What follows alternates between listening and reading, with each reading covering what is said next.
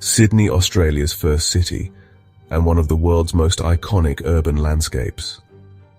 From a penal colony on the edge of the world to a global metropolis of more than 5 million people, Sydney's urban evolution tells a powerful story about how cities shape the lives, habits, and mental health of their residents.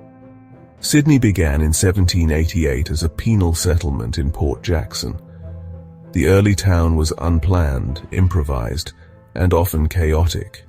Streets twisted according to the terrain rather than design, creating a pattern that still defines parts of Sydney today. For residents, this meant resilience. Living conditions were harsh: poor sanitation, overcrowding, and a lack of basic infrastructure. But it also created strong social networks.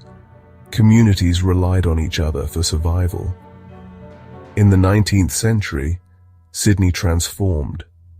Gold rush wealth and British investment brought planned boulevards, elegant sandstone buildings, and Victorian terraces. The railways expanded outward, connecting the harbour with suburban sprawl.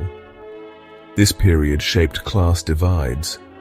The wealthy clustered in leafy suburbs on the harbour, while workers settled in dense inner neighbourhoods. For residents, life became defined by geography. Where you lived dictated your health, your access to fresh air, and even your life expectancy. The 20th century brought monumental projects. The Sydney Harbour Bridge in 1932 stitched together a divided city, physically and symbolically.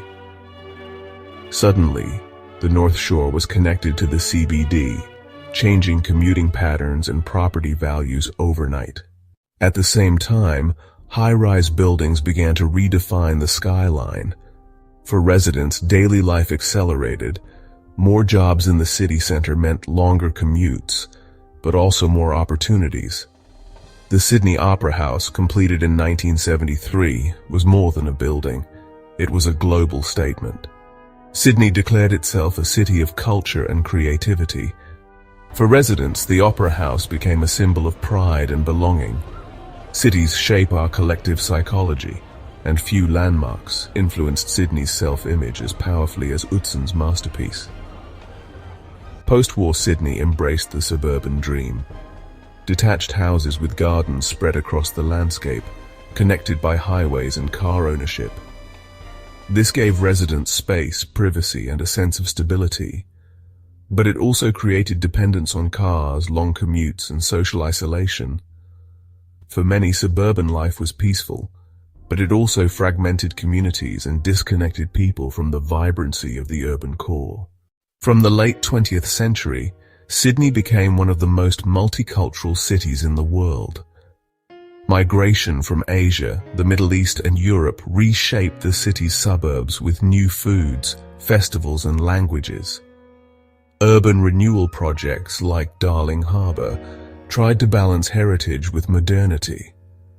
But renewal often displaced working-class communities, sparking debates about who cities truly serve. For residents, this era was about identity, negotiating belonging in a global city while preserving community roots. Today, Sydney is grappling with the same questions as many world cities. How do we manage density without losing livability? How do we keep housing affordable? How do we make transport sustainable? Projects like Barangaroo showcase futuristic architecture and public space. But soaring housing prices have pushed many residents further out. Mental health, social stress, and inequality are urban side effects. Yet, green spaces like Centennial Park, new cycling lanes, and waterfront redevelopments also offer opportunities for healthier, more connected living. Sydney's evolution shows us a truth about all cities. They are living organisms.